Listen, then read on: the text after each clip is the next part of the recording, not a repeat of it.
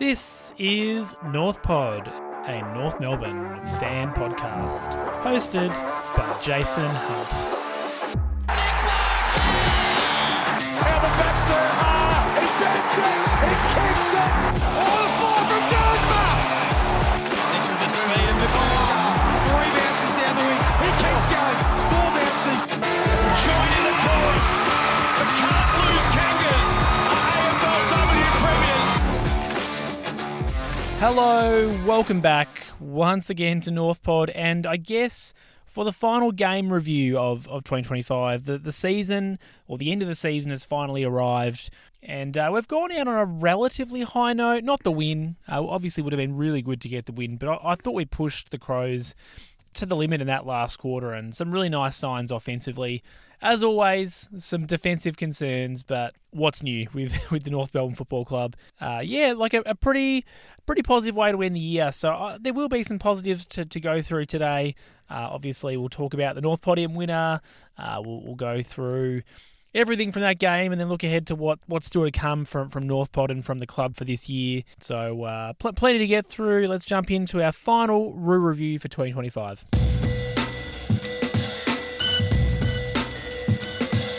Couple of changes for this one. Aidan Corr and Zach Banch coming in. Cam Zerha was out, obviously, with what ended up being a syndesmosis injury, so he'll be off his foot or off his ankle for a couple of weeks, but should be ready to go for pre-season. But certainly pleasing that's not an ACL or a more serious long-term injury. Syndesmosis in season would be a problem, but obviously given the fact that we're at the end of the year and he's just missing that last game, not too much of a problem. And then Matt Whitlock was omitted. I think he's stiff, to be honest. I really think, particularly given the role that Aidan Corr came in and played as essentially a defensive forward, I think Matt Whitlock could have played that role equally as well. Now, look, obviously, who knows? Like, Keane didn't do a lot, and so potentially it's hard to evaluate what value or how good of a game Aidan Corr had. But again, I think Whitlock, we've brought him in twice now and then dropped him the next week both times, and he was either been the sub or was subbed out in those 2 games. So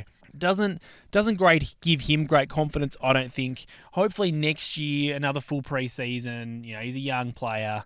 He's a key position prospect. So it's not the fact that I think he's good enough to be playing 100%. It's more what I think it does with his psyche. So anyway, look, he was out, and then Cooper Harvey was the substitute for this game.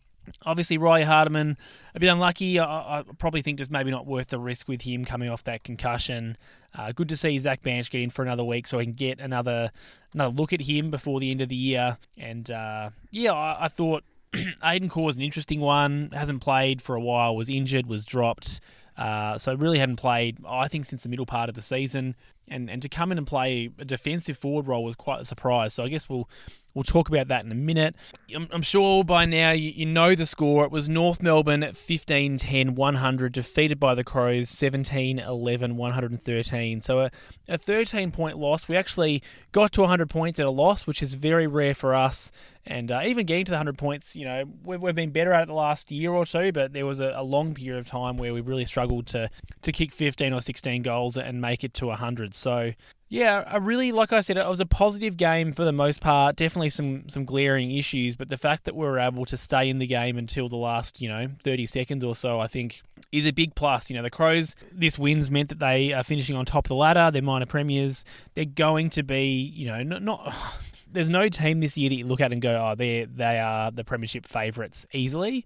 But the fact that they've got the home qualifying final, if they're able to win that, they've got a home prelim, gives them a very good chance to get into that grand final. They're a good team, and there are elements of this game that we absolutely torch them in. So I think for us, that's really positive. What wasn't positive, starting with the blow-by-blows here, is it was one last Gerard Healy game for the season. As soon as the game started and I heard his voice, boy, it really, what a way to end the year. I really hope that we're not far away from him retiring, so we don't have to hear him for these North Melbourne games anymore. It's reason enough for me to want to be on free-to-air television. Anyway, we got one last Gerard Healy game for the year, so lucky for us. And I thought the way that we started the game was really nice. We had some pressure out of the middle. Constanti missed the shot that would have been a really nice goal to start the game, but I thought we started in the right way. We asserted ourselves into the game. Unfortunately, the Crows went end-to-end and Ben Keays kicked a goal, and that was a bit of a trend for him in that first part of the game. He was really going to town on Colt McKercher and making him look pretty silly from a defensive point of view. Keays was having a really good first quarter and a bit, and like I said, kicked a goal. The Crows going end-to-end was a bit of a theme in this game. Whilst we were really good at stoppage and getting the ball forward, when we turned over, the Crows were phenomenal at just going straight through the middle of the ground and ending up with a goal at the back. Must have been 5 or 6 of their goals that they scored in that way pretty easily. The other thing that was, like I said earlier, worth mentioning off the jump was Aidan Corr starting as a forward and playing essentially a defensive forward role on Keane. He's one of the several Crows defenders that are a little bit less lights or came into the season not necessarily with a lot of attention on them. It's been really strong this year, and I think it's one of those ones where it's hard to read. Is it Clarko actually experimenting with Corr as a forward? I doubt that. I doubt that very much. But is it Clarko trying to try something a little bit different and a little bit wacky in the last game and catch Adelaide by surprise? I think that probably is more likely. And I do think it went a little bit of a way to quelling Keane's capacity to impact the contest. The challenge there is, I guess, like Aidan Corr is not someone that's super dangerous as a forward. He's not a renowned forward by any stretch. So I think if you're going to play a defensive forward role, I think you have to have some forward nous in order to make that defender second guess themselves. Otherwise, you just essentially, you're not able to drag them out of dangerous positions, really. So look, I think Corr did an okay job, but it certainly wasn't. You don't look at that and go, all right, we've reinvented him as a forward. And I think we all know we don't need more forwards. We've got a plethora of sort of medium and small forwards that are options for us. So I don't expect to see Aidan Corr in that role next year, but it was an interesting one to see off the jump. I mentioned it, but McKercher on Keays was not an ideal start. He kicked 2 and had another assist, 5 or 6, maybe 10 minutes into the game, so that wasn't a good start. And I think in general it wasn't one of McKercher's better games. He wasn't poor offensively, but certainly he wasn't good defending. And Keays is a super, super dangerous forward. He's not someone that I think you can put someone like McKercher on and just hope that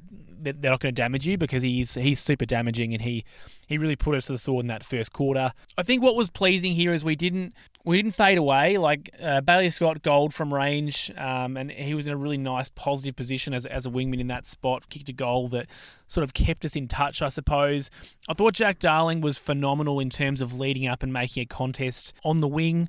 He did it all game, but particularly early in the game, there were just so many times where he had to use his body strength not to be bodied under the ball, and just brought the ball to ground, wasn't outmarked, didn't give the Crows an intercept mark on that wing. I thought structurally he was super important and did that all game. It was a pretty thankless role for Jack Darling. It's not one that you look at the stat sheet and think that he's had a phenomenal game, but it was just so important that he was able to create that option and, like I said, create a contest so that we have a chance to get it past the wing. Whereas there's a lot of games this year where that hasn't been able to be the case. We've been outmarked on the wing and then it's gone back inside defensive 50. Dylan Stevens' goals, so the wingers will really find themselves in dangerous spots offensively. And I thought, the pressure was really high. Unfortunately for us, it was just the skills were really low in this game. We were butchering the ball going forward. LDU found heaps of footy, but really was finding the execution with the football difficult. And in general, that was kind of a trend for the game. We'd have patches where we're defending and applying a lot of pressure really well and tackling really strongly, but when we had the ball, we just didn't quite have that final kick, that final connection piece going forward to create enough scoring opportunities. We saw Toby Pink with a really nice smother on the wing. I thought his pressure in that moment and I guess awareness was really nice. And in general, our first quarter I thought was solid. We were a goal behind at quarter time, and I was wondering and thinking, can we sustain this? Because if we can and we lose by 3 or 4 goals, I thought that would be a good result. We'd be pretty happy with that. Holistically speaking, obviously you want to win. Every fan wants to win. You want to win in your last game before essentially a 6-month break. But, realistically, I think if we were able to only lose by a goal each quarter, I think that would have been a positive, and we played some really promising football in that first quarter. I think the second quarter trends started to not go against us, but you sort of started to see how the game was going to be won by the Crows.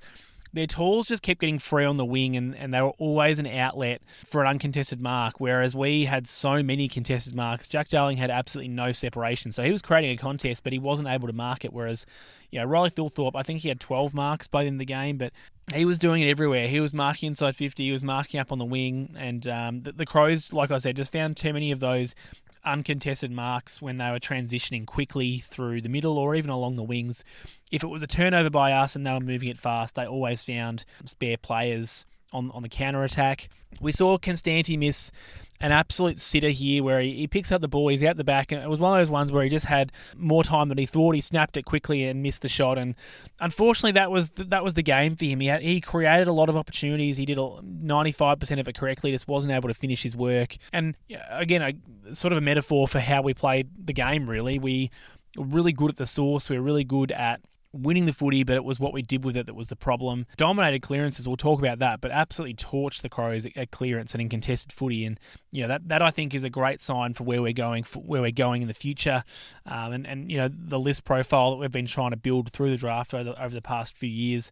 Unfortunately for us, the Crows' skills were starting to separate themselves from us. They hit targets every time, and it felt like we were just staying in touch. Cooper Trembath took a really nice contested mark and kicked a goal that again kept us in touch, kept us in the game, but it felt like the game was starting to get away from us a little bit. Chom missed, he received a 50-metre penalty and then missed a goal. It's unfortunate. I think that's kind of why I don't see him as a long-term forward option. His goal kicking is just a little bit questionable. He's spent probably the best part of 4 or 5 games as a forward this year and it wasn't able to kick a goal. He's kicked maybe 4 or 5 points. I should check that officially, but that was an absolute opportunity for him to get one on the board, kicking from 45 metres, not much of an angle. That's one that you'd hope that a key forward is kicking. Unfortunately, wasn't the case. And then I think that the way that we ended the second quarter was really nice. Well, not the very last moment, but I thought building up to it was really good. Trembath had a really nice goal assist to Stevens, which came from a nice Wardlaw entry. Didn't rush it. He was under pressure on the wing. We had 2 in a row, and I thought we really needed that to stay in touch. Unfortunately, the Crows got at the back with one of their classic slingshots, and Tex was able to kick a goal at the back, but then Zach Banch replied. It was a pretty fast-paced end to the quarter. It was an unorthodox way to kick the goal in the goal square. He ended up getting a push and was able to kick one with a snap. He probably could have just straightened up and kicked a drop punt, but anyway, that was his first AFL goal, so nice for him to hit the scoreboard, and I thought in general, Banch showed some positive signs. It wasn't an amazing game, but it had a couple of opportunities to run down the wing and take a few bounces. Still finding ways to kick the ball high up on his head and get him speckied or in position to be speckied, but that's not really on him. He's just trying his best to be an outlet. And then the way that the second quarter ended could have been disastrous. Dylan Stevens shanks a quick kick coming out of defensive 50 and is marked by the Crows. Fortunately, the shot after the siren misses, because that would have been a real dagger to the heart. We go into halftime 11 points down. I think 18, is that right? 17, 16? No, it would have been 16 points. I think the difference between those, it's about 5 points. But what I mean by that is I think it would have felt a lot different going into three-quarter time with the Crows kicking a goal to sort of ruin a lot of that work that we did in the back half of the quarter. So it was fortunate that it was a miss. We go in 11 points down, and I think it still looks like the Crows are going to win, but again, we're in it. And I think that's kind of my only expectation going into the game, was that we were going to be in it. In terms of the third quarter then, coming out after halftime, I thought we started nicely with pressure, but the Crows were able to pile on a couple of goals early and again put some space between us and them. I think they might have gotten out to about 30 points during this quarter at some point, so they really were trying to push away. Parker responded with a really nice holding the ball win and kicks a goal to get us started in the third quarter, and Riley Thilthorpe missed a couple that let us off, so it's those kind of sliding doors moments where if Thilthorpe kicks both of those, the game's probably done at that point, but he doesn't, and he allows us just to stay in the game. Unfortunately, though, we saw some horror mistakes. Griffin Logue had a horrible 2 minutes.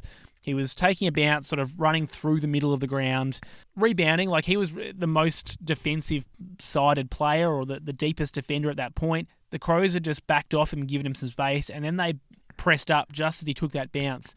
So it closed down his space and he shanks the kick or has it smothered, I suppose is a better way of describing it, because that's what happened, and then puts us under immediate pressure. He then does get back and tries to help out, but gets caught holding the ball deep inside 50, and Ben Keays kicks his third goal. And it's one of those ones where he didn't drag it in, but he allowed Ben Keays to drag it in to him.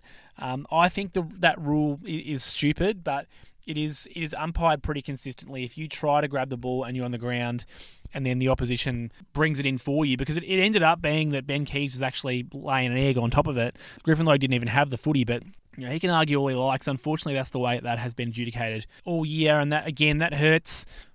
We saw Geordie Payne subbed off for Cooper Harvey during this quarter. He just wasn't able to find much of the footy, Payne, so it was good to get a like for a like in. Cooper Harvey comes in and gets a quarter and a bit to show his craft for the end of the season.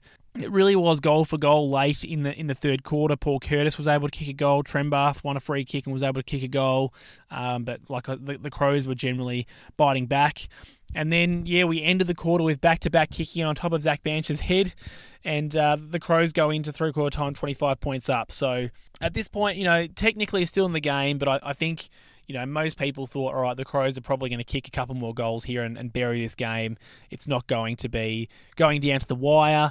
Little did we know that Tristan Xerri was going to start this quarter with a massive tackle, and really we asserted ourselves in this last quarter. It was the best quarter that we played all day for sure. I don't know if it's a coincidence, but Aiden Corr swapped and went back. I think Chom might have gone forward.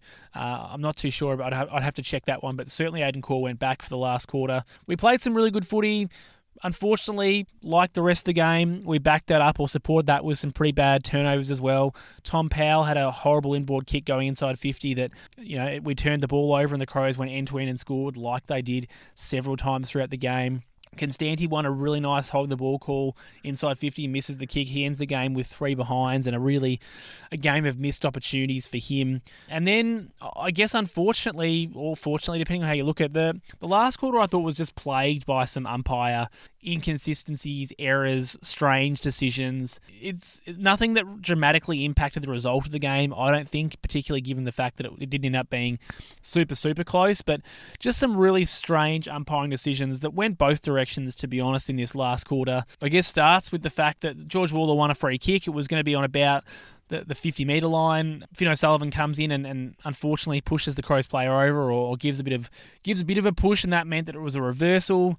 Then the Crows kick it in. I think it was Mitch Hinge kicked it into the umpire. It was just a bit of a comical minute there with some pretty ticky touchwood free kicks, and then the umpire. I don't think that was the umpire's fault, to be clear. Hinge just tried to play on too quickly and kicked it straight into the umpire. And then, probably the moment of the last quarter, the Crows were backing up towards the goal line. I think it was Keane was trying to get it across, essentially dragging himself across the line. Trembath didn't allow it. He pressured him and then dragged him back towards play. To my eye, it looked like it had probably gone over. But David Roden was on the line. He said, or his soft call was that it didn't go across the line, and Tom Powell ended up toe poking it through for a goal. So his call was it's a goal because the ball did not cross the line as part of the tackle, and the umpire had called a holding the ball tackle or holding the ball call, and then Tom Powell sort of kicked it off the ground for an advantage. They looked at the vision for a long time. There was no conclusive evidence to overturn it, so it was called a goal. I think looking at the vision, most people would agree there's a strong likelihood it was across the line, but I agree that it wasn't conclusive. So I understand that. That was a rough one for the goal umpire, to be honest, because he was in the right position, but the ball was shielded by the player, so he really couldn't see anything in that moment. But I think there'd be some Crows fans that would think that they were a little bit hard done by in that moment. Then I think probably the next clearance, and we won a lot of clearances in the last quarter. One of those, we go forward. Mark Keane nearly marked, so I thought he did mark it, but it wasn't called a mark. Cooper Harvey throws it over his back. It was definitely a throw, but one of those throws, it gets called a handball, and LDU goals, and all of a sudden, we're right in this game. Cooper Harvey, again, we win a clearance, and Cooper Harvey gets an arm-chopping free kick, and he kicks a goal, and all of a sudden, there's only 3 goals in it. We're actually in the game on the back of a lot of momentum coming from our mids and coming from some honestly some umpiring decisions that went our way, which is pretty rare. We're often on the wrong end of it just because we're a lowly side. We were really up and about. We were winning clearances. We were kicking goals. Darling then marks from a hole in the ball call, kick inside, and he kicks another goal. It's raining goals for us. And then the umpiring decision started going against us. So it totally balances out. That's not a complaint for me. It was just the umpiring in this quarter had a big impact both directions, and so I think it kind of evens out. Finn O'Sullivan was called to stand. Didn't look like he certainly didn't hear the call, and he wasn't looking to actually stand the mark at all. He never stopped or hesitated. He was trying to get out of the outside 5 area. It was called 50-metre penalty. That same decision was made, I don't know, about 5 minutes later again. There was some strange decisions, like the umpires have to understand that if the player doesn't move, they don't want to stand. Like the rule in that context just does not make sense. The umpires can't hear, the players can't hear. From my perspective, if they run in to try and man the mark, call them to stand, absolutely. Otherwise, you just got to let them move out because that's what they were trying to do all game. But that was costly for us. Paul Curtis missed a kick that would have made it really interesting. I think it would have been within or less than 2 goals. Trembath misses one that, again, would have made it. A 13-point margin. At that point, Zach Banch has a horror inside 50 and we missed a good build-up. There were a lot of missed opportunities for us late in the game to get even closer. So despite the fact that, there was a lot of positives, it was just that last connection piece that we were missing, and I think we've heard that a million times. Cooper Trembath, in the end, did kick his 3rd goal, essentially stole a mark from one of the Crows players and Paul Curtis, I thought.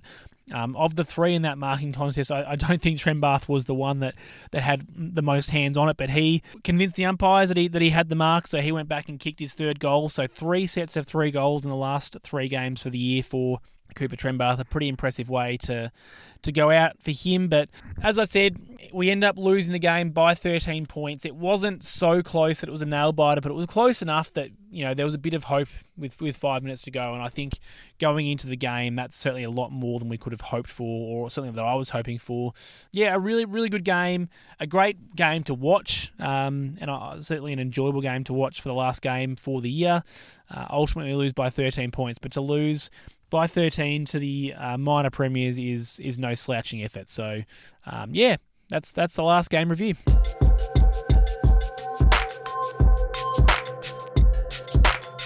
Story of the game, and I alluded to it a couple of times throughout the review section. We absolutely dominated clearance. We dominated contested footy. We had a lot more of the football in general play.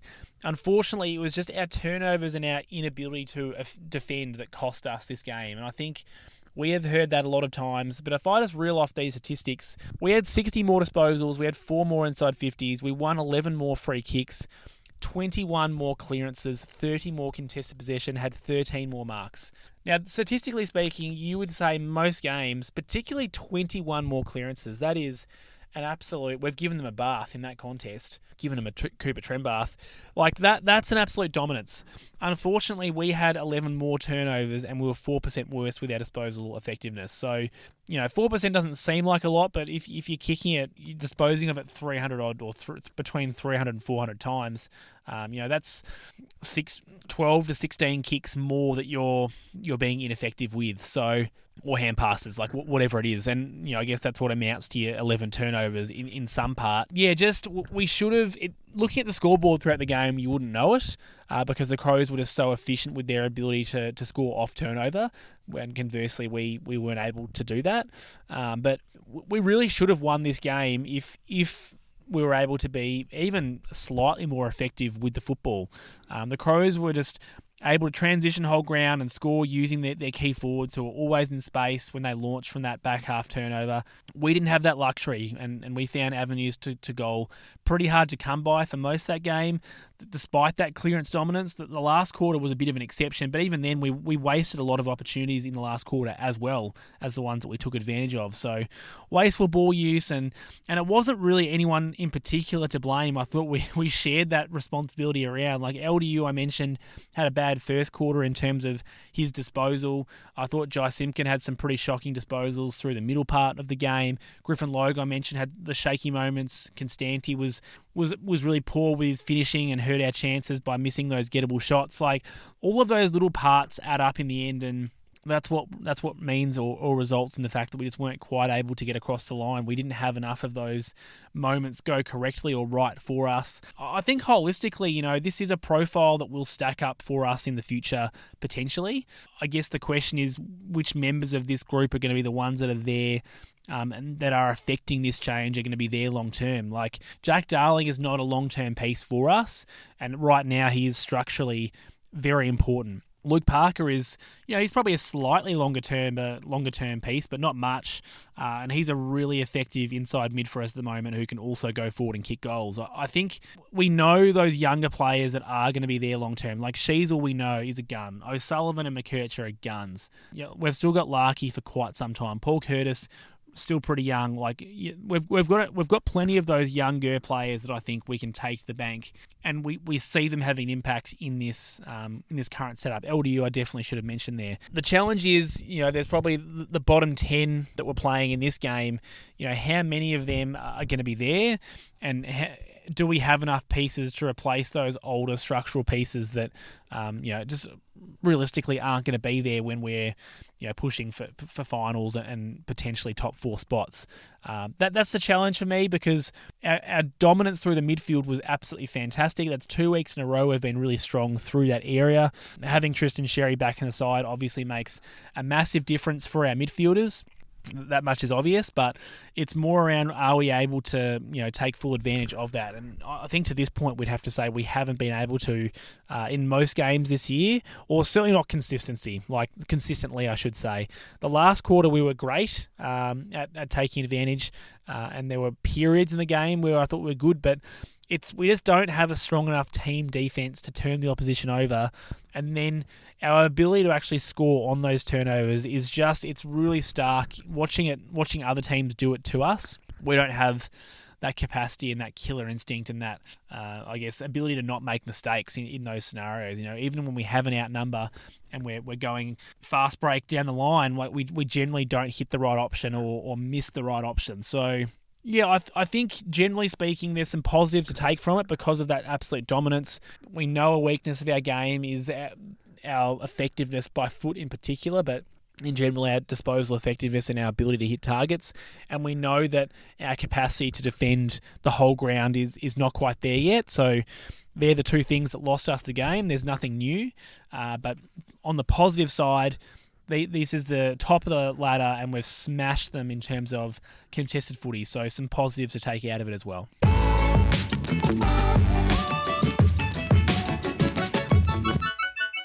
Shinboner of the week and North Podium voting time, and I don't know if I've given him one this year. I'm sure I probably have, but I thought Tristan Xerri was deserving of Shinboner of the week for the final game for the year. Followed up last week's performance with another physical masterclass. 25 disposals, 3 marks, 1 of those contested, 12 tackles, 7 clearances, 35 hitouts, 12 of those to advantage. Had the most contested possessions on the ground, 19, and 9 score involvements, which was the most for any North Melbourne player on the ground. We know he's always going to fill the stat sheet, Tristan Xerri, but I thought his impact and his dominance around contested situations around the ground was what made a big difference. He had 1 bone-crushing holding the ball call tackle. I think that might have been the third quarter, possibly second or third quarter, that had Clarko and Cooper Harvey on the bench really chuckling. It was a bone-crunching one is the best way to describe it, but I think that kind of sums up the way that he played this game. He played to hurt, but he played fair. He didn't really make too many mistakes. Finished off the year really strongly, I thought. I've also given him 2 votes in the North Podium, but in terms of shin boners and thinking about what those values are supposed to be, I think Tristan Xerri definitely exemplified and exemplifies those values. So shin boner of the week for Tristan Xerri. North Podium voting, no 4s, and there was a couple that I thought were borderline 3s, but I've gone with no 3s. So I've got lots of 2s and a handful of 1s. So Tristan Xerri, I mentioned, I probably have him as our best on, but I've gone through his statistics. He was a 2 voter. LDU, 31 disposals, a goal, 12 clearances, 2 goal assists, 5 inside 50s. He would have been a 3 if not for his shocking disposal in that first quarter. I just don't think I could justify pushing him up to a 3 when he was so poor by foot in particular, and missed a hand pass as well. Like he made too many mistakes in that first quarter and throughout the game. Obviously a super impactful game, and when we were up and running late in the game, he was a big part of that with his 12 clearances, but probably too many mistakes early on for me. But still a really good game. He's had 2 fantastic games to finish the year, which is really pleasing.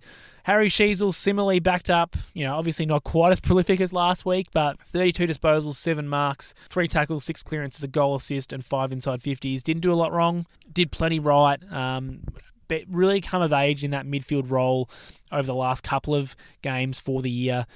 We know at the start of the year he wasn't spending a lot of time there, and when he went in there, he looked a little bit uncertain, but I think he really knows what he's doing as a midfielder. I still do hope long-term he's more of a forward that goes into the midfield, but right now, I think the midfield is a great place for him, and we've got space for him to do that, so it makes sense. Luke Parker, similar, 27 disposals, a goal, 5 marks, 5 tackles, 10 clearances, a goal assist. Just a super important cog for us. He's one of those players that I've watched him and loved him from afar as a Swan. I was really happy and quite surprised that he came to us at the end of last year, and I think it's still kind of weird to see him running around North Melbourne colours and thinking about the fact that I've seen him torch us at times, and he's playing a really important role for us at the moment. So another really consistent game from him. I think particularly the second half of his year has been super, super important for us. Paul Curtis had another good game. A lot of similar names to last week. 11 disposals, 3 goals, 1, 3 marks, all of those contested, 4 tackles. What more could you want from your medium-sized forward? Didn't give away any of those silly free kicks that he can sometimes be prone to, and hit the scoreboard. The contested marking is a huge one for him. He's great at jumping across the pack and taking a nice mark, so that's fantastic from him. And Cooper Trembath, also 3 goals, 11 disposals, 4 marks, 3 of those contested, and a goal assist. What a find he is. I was really sceptical on bringing him in, nearly a month ago now, and I am so happy to be wrong. The fact that he's kicked 9 goals in his first 3 games is kind of unheard of in the modern day era. So another really good game from him, and he's locked himself into a starting position for next year, I would think, which is incredible, given we've got him out of the mid-season draft. It's great to have a success story coming out of there, because 9 goals from 3 games to end the year from someone that wasn't on the list at the start of the year is really something. Jai Simpkin, also a 2-voter, 33 disposals, so quite prolific from him. 8 marks, 3 clearances, a goal assist, and 5 inside 50s. Similar to LDU, some of his disposal was a bit questionable, and that's what's pushed him down from a 3 to a 2, but one of his better games for the year, I thought, and a nice way for the captain to end the year. And the last one, Dylan Stephens, I was sort of touch and go with him on whether it's a 2 or a 1, but I think the 2 goals pushed me up. 22 disposals, 2 goals, 3 marks. Had that shocking error at the end of the second quarter, which is what gave me a bit of pause, but I think structurally and holistically he had a good game. So he's the final 2-voter. And then some players with 1 vote. George Wardlaw had a nice defensive game, and also not bad offensively as well. 18 disposals, 4 marks, 9 tackles, 4 clearances, goal assist, and 9 inside 50s. Really liking the development in his kicking inside 50 over the past few weeks. It's certainly been an improvement, and I know that's what we need from him, so that's fantastic to see. Finn O'Sullivan, just another reliable game in his role, 17 disposals and 10 marks. Like I always say, just does not get rushed. I think pretty underrated the way that he's been able to hold down his position in the side all year, bar missing, I think it was 1 game with an injury, so that's pretty impressive. Despite, obviously he comes in with big raps as the high draft pick, but you've got to deliver it, and he definitely has. Jack Darling is an interesting one. His stats, like I mentioned during the review, 5 disposals, 1 goal, 2 marks, 3 tackles. They aren't anything to write home about, but structurally, I give 1 vote out if you play your role. I definitely think he played his role because he brought the ball to ground and created a contest on the wings so many times, and that is it's such an important role in modern football. So the goal at the end helped. That definitely helped his cause, but I thought he had a really important game structurally regardless. And then the last 1 voter, Charlie Comben, 12 disposals, 6 marks, 1 contested, 6 intercepts. I thought played his role in that half-back role there, or that intercepting defender role. There wasn't a lot of joy for the North Melbourne defenders in this game, and I thought, he wasn't perfect. He was definitely outmarked a couple of times, but across the entirety of the game, I thought he played his role and was an important interceptor. He took some nice marks and, slowed down the Crows a couple of times. So going over those again, 2 votes to Xerri, LDU, Sheasel, Parker, Curtis, Trembath, Simpkin, and Dylan Stevens, and 1 vote to George Wardlaw, Finn O'Sullivan, Jack Darling, and Chom. And so, for the final time this year, we look at the North Podium standings. Harry Sheasel, as we knew he was going to last week, has won it. 31 votes for him. Tristan Xerri, an outright second on 26 votes. And then a tie for the bronze medal, Luke Parker and Luke Davies-Uniacke on 24 votes. So, ironically, it's the exact same podium positions as last year, except Parker's up there with LDU in that third spot. Despite me changing the voting system, it's ended up with the same result, but I do think the fact that the spread is much more even this year speaks to the fact that I'm happy with the change that I made. Looking further down the list, McKercher was, I guess, 5th on 20 votes, Paul Curtis 19, Tom Powell and Jai Simpkin 15, Zerha 14, Larkey 13, Finn O'Sullivan and Dylan Stevens 12, Luke McDonald and George Wardlaw 11, Pink, Daniel and Darling 10, and Charlie Comben 9. That kind of rounds out the top, I don't know, what's that, maybe 15 or so. I will, in a future episode, go through my voting and I guess look at what can be drawn out from it in a little bit more detail in the future, in a future episode, but congratulations to Harry Sheasel for his second and back-to-back North Podium winning season. It's interesting because I think most people would say, taking away that game from last week, his season this year was not as impressive as his previous 2, but I do think a lot of that is expectation-based. He's not going to be accumulating as many possessions as he was playing that solely halfback role, so I think that's part of it, but I just think the expectations have really gone up for him, and as a result, it hasn't seemed as though he's been as impressive, but I certainly think he's been a super consistent player all year and deserves it. You could argue about whether maybe Xerri pips him if he was able to not be suspended and play the full season. There's an argument there. He's 5 votes behind, so it'd be pretty achievable and realistic that Xerri might have made those up. If he gets 2-2-2, he wins it by a vote. But that's the way things go. So congratulations to Sheasel, Tristan Xerri second, and Parker and LDU third on the podium for 2025.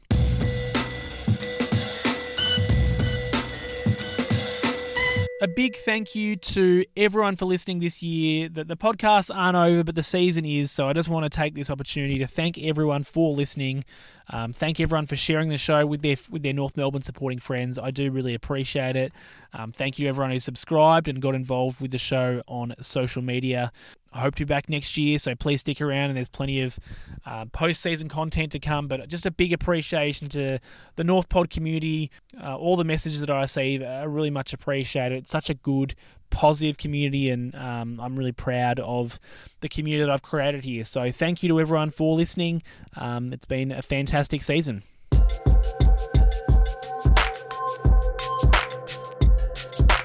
Kanga clipboard time again for the final time for season 2025. I think the first thing to note is that there was a bit more of that positional experimentation happening. So Aiden Corr playing that defensive forward role. Like I said, it was tough to evaluate his impact just because always that kind of role, it's hard to know what could have been if Keane was playing on someone else, and it's hypotheticals, but I didn't think that Keane did too much, so I think certainly to some extent Corr played his role. I'm not sure that we'll see him doing that again, but I like the craftiness of it. I like the surprise factor. And again, it's a bit of a throwaway game for us, so there's not a lot to lose. If it had gone horribly, I don't think anyone's calling for Clarko's head. So I like the experimentation. That being said, I do think the forward line looked better when he was swapped back in the last quarter. So it's a bit of the old robbing Peter to pay Paul, potentially. when we were winning the ball out of the middle, I think structurally we looked better without him there, but he took Keane out of dangerous situations. So, look, I like the experimentation. I think where we are on the ladder and where we are in the season, you sort of want to see the coaches making some strange and decisions and trying some different things. So I think we can't be too upset about that. I certainly wasn't. I was surprised, but pleased to see something a little bit different and giving the Crows something to think about. I think in relation to the end of the year, I think I was sitting there wondering, could this be the last game that we see some of these players play in North Melbourne colours? Bailey Scott has not done a whole lot to impress in his return to the side late in the year. Kicked that goal that I mentioned, but looks very much the same player we've seen this year and last year, which is a shell of the player that he was the 2 previous years. He's out of contract, and yeah, if I was him, I'd be concerned. I don't know. I certainly don't think there'd be a lot of value for him. There'd probably be some value, like you might get a 3rd or a 4th round pick, but we're not getting anything of significance back for him given the role that he's been able to play this year. I think all of his value would be a side looking at him and going, well, he has done it, I think we can get him back to that point. That's the only reason I think he does have some value, but it's hard to see where he fits into the side long term at the moment. I'd be surprised, honestly, if he gets picked up again for another year, but I guess we'll talk about that in the next few weeks. Geordie Payne struggled this week and he was subbed out, but I thought he looked solid last week, so it was a bit of a tough one to evaluate, but at least we've got some exposed form now to evaluate his AFL level credentials. Cooper Harvey, I'm just talking about uncontracted players that were playing here. Cooper Harvey was the sub and therefore wasn't able to show a lot. He did kick a goal and he's kicked lots of goals late in the season. So has he done enough is a question. I think yes for me, which is probably surprising given this point last year. I thought it was an absolute shock that he actually did get a contract for this year. But I think the form that we've seen him in this year warrants, a 1-year contract because I think he's kicking a lot of goals. He's kicked plenty at VFL level and he's showed that he can translate that to AFL level. So it's just what else can he add to his game now? But for me, I'd like to see him get another contract. And then I'm not too sure about Banch and Trembath in terms of what their contract situations are. I'm not sure, but Trembath will get one. Let's make no mistakes about that. He's been absolutely phenomenal. He's going to get a contract. Banch is the tougher one to evaluate. I think potentially Cooper Harvey's form hurts him a little bit. So I'm not sure for him what the situation is. But if he's not contract, I do think he'll struggle to get another one, just because of we're going to have to turn the lift over again. There's going to be some delistings, and he's he would have to be close to the bottom of the pecking order in terms of those small forwards. Is it Banch? Is it Payne? Is it Cooper Harvey? Like you'd think one of those, 2 of those are going to drop out. So either way, there's going to be some tough cuts in the weeks to come. I'm sure we'll see a couple of rounds of delistings in the next few weeks, and invariably there's always 1 or 2 that you go, oh really? I thought they were showing something, but that could be the Banch or the Payne potentially that we see. Trembath, I'm not concerned about now. He will definitely get a contract, and for me, he's starting 23 next year. So I guess they're the players that were playing that I'm a little bit question mark on for a contract for next year. I think if this game taught us anything, it's how far we still have to go with our list, particularly with respect to those key backs. And I think to what extent or how you feel about that depends on whether you value those picks that we have that are sitting there and developing. So, we think about players like Will Dawson. We think about players like Matt Whitlock. We think about players like Charlie Comben, even someone like Cooper Trembath. Like how much we value our key defensive players currently, and whether or not we think they can be future best 23 players in a good team, it really dictates how you feel about the list build holistically, I think. We've obviously still got big holes. Structurally, our team defence is still very leaky, but looking at this game, the fact that Will Dawson can't get a game at the moment because his form doesn't justify it. Matt Whitlock still has some time to put into his body. It's Pink, Logan, Charlie Comben down back at the moment. They're I guess what have been our late season key defenders, with Will Dawson also in there at times.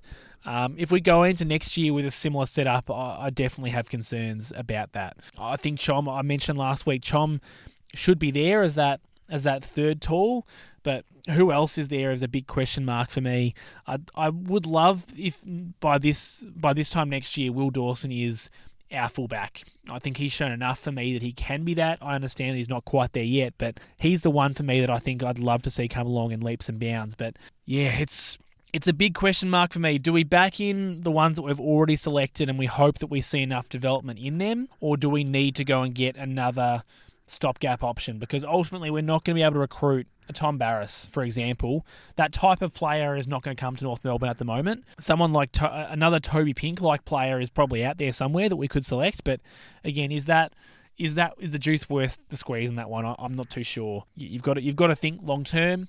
We've got to think about who's going to be there next year. And I think looking at this side at the moment, defensively, there's still a lot of question marks that I have. But to finish for the clipboard, I think the pressure and the endeavour for the last game of the year, super strong. Like nothing of substance to play for, but we wanted it. The Crows, they also had something to play for. They were playing to lock in top spot. Had they lost, they would have fallen down to second. So there's still a bit to play for them, and certainly you don't want to be losing to the 16th place side in your lead into finals.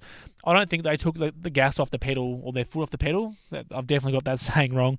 I don't think they let up at all, but we absolutely tried our guts out, which I think was really nice to see. Couldn't fault our effort.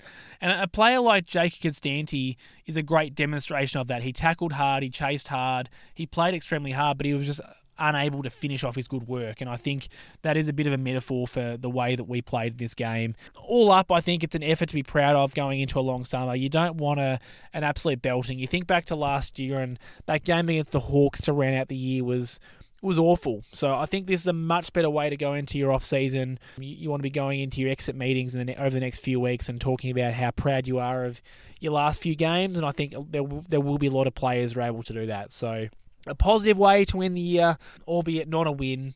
And we go into the off-season and now start thinking about list decisions and draft and all those exciting things that make fans excited, because it's all hypothetical and possibilities at this time of year.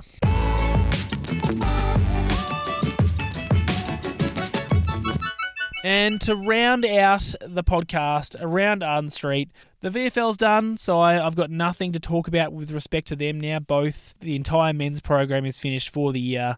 The AFL season does continue, however. I'm recording this Sunday morning, so the girls are yet to play their game for the week.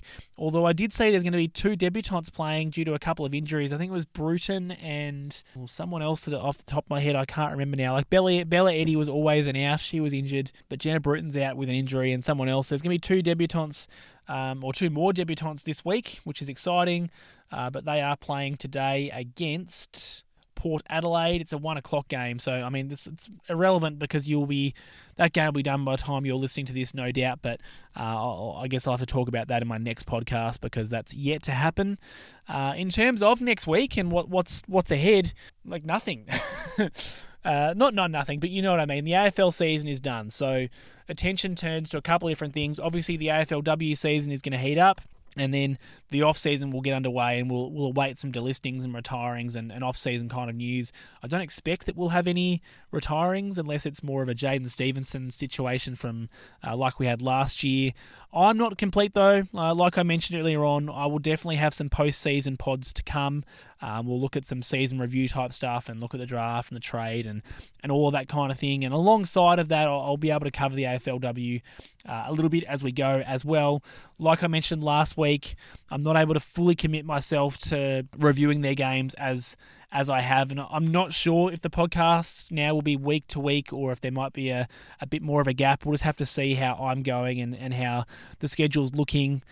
So I do appreciate your patience with that, but there definitely is still more podcasts to come. So stay subscribed, stay tuned in. I am excited to have a look at what our best 23 could look like next year and what are those spots that we still need to fill some gaps in. I'm looking forward to doing that in the postseason and reviewing the years for a lot of players. Like I won't go into it now, but there's several players that when I previewed the year, I thought they've got to have a big year, and either they did or they didn't. So I'm looking forward to having a look at that. So plenty still to come for North Melbourne content and for North Pod for this year. So definitely still tuned in.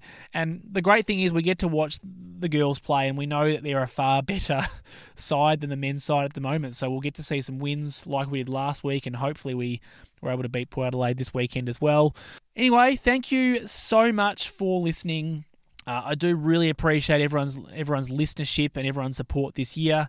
It's another season with not a lot of wins to talk about, not a lot of wins to celebrate, but I do think we're starting to see some progress, so that is positive. Thank you again for listening. It's my third season complete, and we go into the off-season looking to review and improve just like everyone else. So hope you have a fantastic week. I will speak to you very soon, and we'll look at some season review stuff.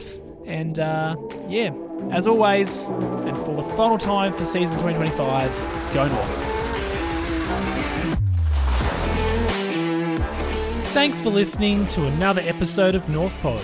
If you give me a rating or review on your podcast service, that would be much appreciated. And please follow me on all social media at North Pod Show. I'm on X, or Twitter, Instagram, YouTube, TikTok, and I'm also very active on the North Melbourne subreddit. Hope you'll join me for the next episode.